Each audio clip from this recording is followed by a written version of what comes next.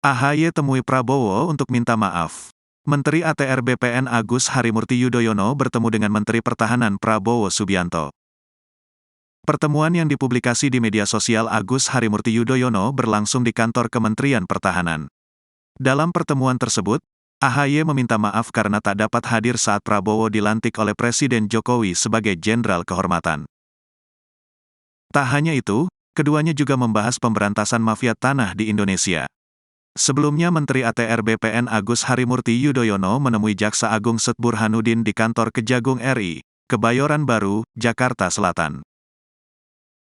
Dalam pertemuan ini, AHY mengaku pertemuan membahas sengketa tanah yang melibatkan mafia tanah dan isu-isu pertanahan seperti pembangunan infrastruktur dan proyek strategi nasional.